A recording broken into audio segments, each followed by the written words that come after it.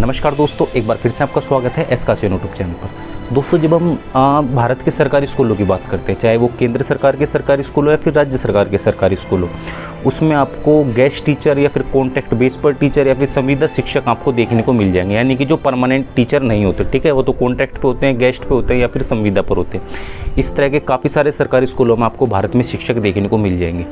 अब काफ़ी जगह ये आंदोलन छेड़े जाते हैं या फिर इनका समर्थन किया जाता है कि इन शिक्षकों को परमानेंट कर देना चाहिए। तो जो गेस्ट पे, संविदा पे या फिर कॉन्ट्रैक्ट पे जो भी मतलब परमानेंट नहीं है, अगर उन्हें परमानेंट कर दे तो इनका परमानेंट किया जाना कितना ज़्यादा सही है हमारे देश के लिए, हमारे छात्रों के लिए, या फिर हमें जो भविष्य में टीचिंग रिक्रूटमेंट देखने को मिलने वाली है परमानेंट बेस पर, उसके लिए कितना ज़्यादा उपयोगी सिद्ध होगा या फिर क्या इसके नकारात्मक परिणाम हो सकते हैं। तो उसके बारे में दोस्तों बिल्कुल डिटेल में आज हम चर्चा करेंगे। बाकी जो कॉन्ट्रैक्ट बेस पर या फिर गेस्ट या फिर जो भी संविदा होता है, मतलब जो परमानेंट रिक्रूटमेंट नहीं होती, इसका दोस्तों कितना ज़्यादा हानि होता है हमारे जो परमानेंट शिक्षक बनने वाले हैं, भावी शिक्षक होते हैं उनको। तो इस पर मैंने बिल्कुल एक डिटेल वीडियो बना रखी है दोस्तों, उसका लिंक मैं इधर आई बटन पर दे दूँगा। इस वीडियो को देखने के बाद चाहे तो आप उस वीडियो को भी चेकआउट कर सकते हैं। बाकी किस तरह से किस रिक्रूटमेंट में आपको गेस्ट टीचर लगना है, इसका पूरा प्रोसेस क्या है, तो दोस्तों इस पर भी मेरी काफ़ी सारी वीडियो, सभी के लिंक मैं इधर आपको आई बटन और उस वीडियो के डिस्क्रिप्शन बॉक्स में दे दूँगा।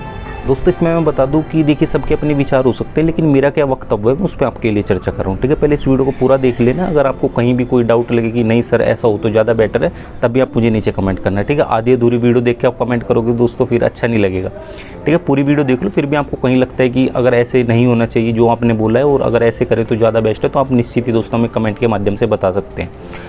अब दोस्तों इस विषय पर आपको भारत में काफ़ी हद तक राजनीति भी देखने को मिल जाएगी, ठीक है। कुछ ऐसी पार्टियां या फिर राजनेता हमारे होते हैं, वो ये बोलते हैं अगर हमारी पार्टी सत्ता में आती है तो जितने भी ऐसे शिक्षक है जो परमानेंट नहीं है उन्हें परमानेंट कर दिया जाएगा। इस पे भी दोस्तों आपको भारत में काफ़ी हद तक राजनीति देखने को मिल जाती होगी। अब इसमें दोस्तों मैं आपको एक चीज़ क्लियर कर दूँ कि अगर इन शिक्षकों को परमानेंट किया जाएगा तो दोस्तों जो हमारे भावी शिक्षक जो सच में शिक्षक बनने की काबिलियत रखते हैं उन्हें सबसे ज़्यादा घाटा होगा, ठीक है। बाकी देश को और बच्चों को तो होगा ही, वो हम आगे डिस्कस करेंगे बिल्कुल डिटेल के साथ। अब जब हम भारत में इस रिक्रूटमेंट की बात करते हैं जो मतलब परमानेंट नहीं होती, ठीक है, ये दो ही तरह से निकलती हैं ज़्यादा मैक्सिमम, ठीक है। कुछ तो ऐसी होती हैं, आपको क्या करेंगे, आपका जो मेरिट होता है 10th 12th ग्रेजुएशन या फिर बीएड या सीटेट वगैरह, इनके मार्क्स को सबको कैलकुलेट करके जितनी आपकी मेरिट बैठती है, मेरिट बेस पर आपका इसमें सिलेक्शन हो जाता है। जैसे हम दिल्ली में बात करते हैं, ठीक है, दिल्ली के अलावा भी काफ़ी ऐसी रिक्रूटमेंट है तो जिसमें गेस्ट या कॉन्ट्रैक्ट या फिर संविदा शिक्षक की अगर आप रिक्रूटमेंट में सिलेक्शन लेना चाहते हैं तो इस आधार पर आपको हो जाता है। अब दोस्तों ये बात आप भी जानते हैं, मैं भी जानता हूँ कि भारत में पता नहीं किसे कितनी यूनिवर्सिटी हैं, किसे ऐसे कितने बोर्ड हैं या फिर ऐसे कितनी संस्थान हैं जहाँ से आप अपनी पढ़ाई पूरी करते हो, अपनी क्वालिफिकेशन पूरी करते हो, वहाँ पे आपको भर भर के नंबर दिए जाते हैं। कुछ तो ऐसी संस्थाएं हैं हमारी जहाँ पर आपको बस कुछ नहीं करना, पैसे वगैरह भरने होते हैं और आपकी जो डिग्री आ जाएगी, ठीक है। और वो मान्यता प्राप्त संस्थाएं होती है और उसमें जो आपके मार्क्स देंगे दोस्तों 80-90% से कम तो आएंगे नहीं आपके, ठीक है। मिनिमम 70% तो आपके देंगे ही देंगे। और कुछ ऐसी प्राइवेट यूनिवर्सिटी होती है वहाँ पर आप दाखिला वगैरह ले लोगे, अपनी क्वालिफिकेशन पूरी करोगे, डेली जाओगे, ठीक है। लेकिन जो उसके आपके मार्क्स आएंगे, जिसमें जो चेकिंग की जाती है वो दोस्तों बहुत ही डिले हाथ से की जाती है, उसमें भी आपके 80 से 90% नंबर आते हैं, चाहे आपने एग्ज़ाम कैसा भी दिया हो। तो दोस्तों इसमें आप ये अंदाज़ा लगा सकते हैं जो ये रिक्रूटमेंट निकलते चाहे किसी भी राज्य में निकले चाहे केंद्र शासित प्रदेश में, जो मेरिट बेस पे होते हैं दोस्तों उसमें कितने कैपेबल शिक्षक मिलते हैं, इससे आप भली भांति अंदाज़ा लगा सकते हैं। जैसे कि मैंने आपको काफ़ी समय पहले भी एक वीडियो में बताया था कि दिल्ली में जो टीचर की रिक्रूटमेंट देखने को मिलती है गेस्ट की, ठीक है, उसमें काफ़ी सारे ऐसे शिक्षक होते हैं दोस्तों, उनके मार्क्स तो बहुत अच्छे होते हैं लेकिन जिस भी विषय के वो शिक्षक है या फिर जिस भी स्तर पर वो शिक्षक हैं उसकी वो काबिलियत नहीं रखते। और जो हमारे एक्चुअल जो मेहनत करते हैं ना शिक्षक, जो अच्छी यूनिवर्सिटीज़ से पढ़ते हैं, जो दिन रात मेहनत करते हैं, एग्जाम्पल के लिए दिल्ली यूनिवर्सिटी बता दूँ, जामिया बता दूँ, जेएनयू बता दूँ, इसमें दोस्तों नंबरों की बरसात नहीं होती, जितना आप लिखोगे उतने आपको मार्क्स मिलेंगे, ठीक है। जो अच्छी यूनिवर्सिटीज़ है हमारी इंडिया में, तो बेचारे जो उसमें टॉपर होता है ना वही शायद से 80% के आसपास मार्क्स लेके आता है, ठीक है। लेकिन जो अदर आप कहीं किसी स्टेट से, किसी दूर दराज से, गाँव वगैरह से करवा के लाते हैं, वहाँ तो दोस्तों कुछ आता जाता कुछ नहीं, फिर भी 80-90% मार्क्स आ जाते हैं, ठीक है। तो ऐसे लेवल पर ये शिक्षक की भर्ती की जाती है। अब बाद में किया जाता है, क्या कहा जाता है कि इन्हें परमानेंट कर दो। तो भाई जब हमें कैपेबल शिक्षक ही नहीं मिलेंगे तो परमानेंट कैसे करेंगे। अब मैं दोस्तों यहाँ पर सबकी नहीं कह रहा हूँ, कुछ हमारे अच्छे शिक्षक में जो बेचारे मेहनत करके और बिल्कुल जो काबिलियत रखते हैं शिक्षक बनने की, वो भी इस रिक्रूटमेंट में सिलेक्शन लेते हैं, गेस्ट टीचर की रिक्रूटमेंट में, ठीक है। वो तो ठीक है, लेकिन ऐसे कितने ज़्यादा मिलेंगे आपको, सारे तो मिलेंगे नहीं, ऐसे काफ़ी ज़्यादा आपको चाहे कोई सी भी गेस्ट टीचर की रिक्रूटमेंट उठा के देख लो, मतलब जो भी परमानेंट रिक्रूटमेंट नहीं है, आप उसमें शिक्षकों का अवलोकन कर लो, आपको पता चल जाएगा कौन शिक्षक बनने के काबिल है कौन नहीं है। यहीं दूसरी तरफ जब हम परमानेंट रिक्रूटमेंट की बात करते हैं उसका अवलोकन कर लो, वहाँ तो आपको सारे कैपेबल मिलेंगे। अब दोस्तों करप्शन से कुछ लग गए होंगे परमानेंट में, बात अलग है, लेकिन मैक्सिमम आपको ठीक ही शिक्षक मिलेंगे। और जो इसमें लगते हैं दोस्तों, गेस्ट पे लगते हैं या फिर कॉन्ट्रैक्ट पे लगते हैं, इसमें तो ज़्यादा ही करप्शन चलता है कुछ। आपका मेरिट बेस का तो ठीक है, लेकिन कुछ जगह आपको दोस्तों इंटरव्यू बेस पे भी मिलते हैं, KVS, NVS, ठीक है, और भी काफ़ी जगह।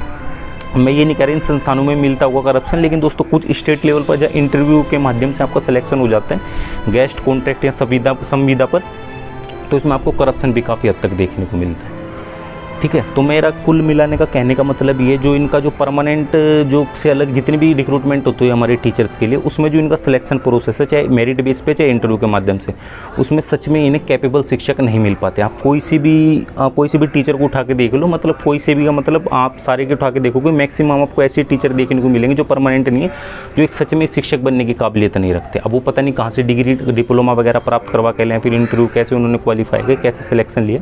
और दोबारा से एक बार मैं याद दिला दूँ दोस्तों, मैं पर सभी की नहीं बात कर, कुछ अच्छे टीचर्स भी हैं इसमें, लेकिन सारे अच्छे नहीं हैं। अब उन्हें परमानेंट करने की बात की जाती है। अब इसमें क्या होगा, चलो इन्हें परमानेंट कर दिया, परमानेंट कर देंगे, एक तो हमारे स्कूलों में जो हमारे बच्चे उन्हें अच्छे शिक्षक नहीं मिल पाएंगे जो सच में शिक्षक बनने की काबिलियत रखते हैं, ठीक है। और दूसरा घाटा कि नहीं होगा दोस्तों, जो असली में ही भारत में सच में जो शिक्षक बनने की काबिलियत रखते हैं और वो काफ़ी समय से तैयारी कर रहे हैं परमानेंट रिक्रूटमेंट की, उन्हें भी सबसे बड़ा घाटा होगा। क्योंकि अगर इन्हें परमानेंट कर दिया जाएगा तो दोस्तों वैसे आपको एक बहुत कम, मतलब कभी कभार तो मतलब 3-4 साल में एक बार, 5 साल में एक बार तो परमानेंट टीचर की रिक्रूटमेंट देखने को मिलती है। अगर उसी रिक्रूटमेंट को इन्हें परमानेंट करके पक्का कर दिया जाएगा तो दोस्तों फिर कैसे काम चलेगा। परमानेंट रिक्रूटमेंट भी नहीं निकलेगी, परमानेंट रिक्रूटमेंट नहीं निकलेगी तो दोस्तों जो हमारे सच में काबिलियत रखते हैं शिक्षक बनने के, जो अच्छे शिक्षक होते हैं, जिनका शिक्षण प्रभावी होता है, वो सिलेक्शन ही नहीं ले पाएंगे, वो स्कूल में किसी में शिक्षक ही नहीं बन पाएंगे, और शिक्षक नहीं बन पाएंगे तो बच्चों को अच्छे शिक्षक नहीं मिल पाएंगे। और अगर गेस्ट से काम चल रहा है तो दोस्तों फिर तो आपको अभी मैंने सब कुछ बता ही दिया कि क्या हालात है। अगर मेरी वीडियोज़ को कुछ ऐसे लोग देख रहे हैं जो कहीं किसी न किसी सरकारी स्कूल में गेस्ट टीचर, संविदा या फिर कॉन्ट्रैक्ट बेस पर पढ़ा रहे हैं, वो इस बात का बिल्कुल भी बुरा मत मानना, क्योंकि ये बात आप भी जानते हैं, अपने स्कूल में जितने भी आपके टीचर्स हैं जो परमानेंट नहीं, उनका अवलोकन करोगे आपको सच्चाई पता चल जाएगी, और कहीं ना कहीं आपके दिल में ये बात ज़रूर होगी जो मैंने आपको बताई है। तो इसलिए प्लीज़ बुरा मत मानना। अब दोस्तों इसका निवारण क्या हो सकता है। अब इन्होंने तो काफ़ी ज़्यादा मेहनत करी है, आप लोगों ने जो गेस्ट पे पढ़ा रहे हैं फिर कॉन्ट्रैक्ट जो परमानेंट है, उन्होंने काफ़ी ज़्यादा मेहनत करी है, ठीक है, 3-3, 4-4 साल से पढ़ा रहे हैं, तो उन्हें क्या बेनिफिट मिलेगा इस चीज़ का। तो दोस्तों इसमें बस यही है, देखो परमानेंट करेंगे तो मैंने आपको बता दिया क्या क्या होगा, ठीक है, मतलब अभी थोड़ी देर पहले जो भी मैंने चर्चा करी सारी परमानेंट करने पर थी। लेकिन इनके लिए क्या हो सकता है दोस्तों, इनके लिए जो सबसे बेस्ट भी हो सकता है वो ये हो सकता है कि जब भी परमानेंट रिक्रूटमेंट निकले उस रिक्रूटमेंट में इन्हें थोड़ी सी छूट दे देनी चाहिए, ठीक है। इनसे ये भी खुश हो जाएंगे और जो हमारे परमानेंट भावी भविष्य में जो बनने वाले शिक्षक हैं वो भी खुश हो जाएंगे, ठीक है। उन्हें भी परमानेंट रिक्रूटमेंट देखने को मिलेगी और वो भी अपनी तैयारी अच्छे से करेंगे। जब परमानेंट रिक्रूटमेंट देखने को मिलेगी उसमें सिलेक्शन भी ले लेंगे। अब दूसरी तरफ जब हम जो परमानेंट टीचर्स नहीं है और जो किन्हीं सरकारी स्कूलों में पढ़ा रहे हैं वो भी खुश हो जाएंगे कि उन्हें छूट देखने को मिलेगी। अब दोस्तों वो छूट किसी भी तरह से हो सकती है, चाहे उन्हें एज में छूट दे दी जाए, जो मैक्सिमम एज क्राइटेरिया रखा गया है उसमें छूट दे दी जाए, या फिर उनको कुछ मार्क्स एडवांस दे दिए जाए। मतलब ऐसा होता है ना, काफ़ी जगह रिक्रूटमेंट आपको देखने को मिलता है, उसमें बोलते हैं कि इसी स्टेट के लोग हैं उन्हें 10% का और रिजर्वेशन है। रिजर्वेशन से मेरा तात्पर्य तो उन्हें थोड़ा सा दोस्तों बस एक्स्ट्रा छूट दे देनी चाहिए, ठीक है। मतलब 10 मार्क्स दे दिए, 5 मार्क्स दे दिए कि अगर आपने गेस्ट टीचर पढ़ाए तो आपको 5 मार्क्स मिल जाएंगे इसके एक्स्ट्रा, बाकी जितनी आप परफॉर्मेंस देंगे उसके हिसाब से आपका सिलेक्शन हो जाएगा। तो ये दोस्तों एक बेस्ट भी हो सकता है। इसमें हर तरह का हमारा शिक्षक भी खुश होगा, चाहे वो गेस्ट है, चाहे वो भावी शिक्षक है, चाहे वो परमानेंट टीचर है, ठीक है। हर तरह के शिक्षक खुश होंगे, और हर तरह के शिक्षक खुश होंगे तो दोस्तों बच्चों को अच्छी शिक्षा मिल पाएगी। और हमारे देश का भविष्य तो दोस्तों हमारे देश के बच्चे ही होते हैं, तो अगर उन्हें अच्छी शिक्षा मिल पाएगी, क्योंकि स्कूल की जो एजुकेशन होती है, जो शिक्षा व्यवस्था स्कूलों में है दोस्तों, वो बच्चों का बेस मजबूत कराती है। और एक बार अगर बच्चों का बेस मजबूत हो गया शिक्षा के क्षेत्र में, तो दोस्तों भविष्य में निश्चित रूप से देश के भी काम आएंगे और अपने तो दोस्तों काम आएंगे, वो निश्चित ही कामयाबी प्राप्त करेंगे। तो बस दोस्तों फिलहाल के लिए इतना ही। अगर आपको यह वीडियो पसंद आए, वीडियो को फटाफट से लाइक कर दीजिए, और चाहे तो आप इस वीडियो को अपने दोस्तों में भी शेयर कर सकते हैं सोशल नेटवर्किंग के माध्यम से। बाकी अगर आपने अभी तक हमारे चैनल को सब्सक्राइब नहीं किया तो आप हमारे चैनल को भी सब्सक्राइब कर सकते हैं, क्योंकि हमारे इस चैनल पर केवल शिक्षक और शिक्षण से संबंधित ही सारी की सारी इन्फॉर्मेशन या फिर बातें या फिर वक्तव्य पेश किए जाते हैं आपके समक्ष। तो बस फिलहाल के लिए इतना ही, मिलते हैं अपनी अगली इसी तरह की इंटरेस्टिंग वीडियो में। तब तक के लिए जय हिंद, वंदे मातरम।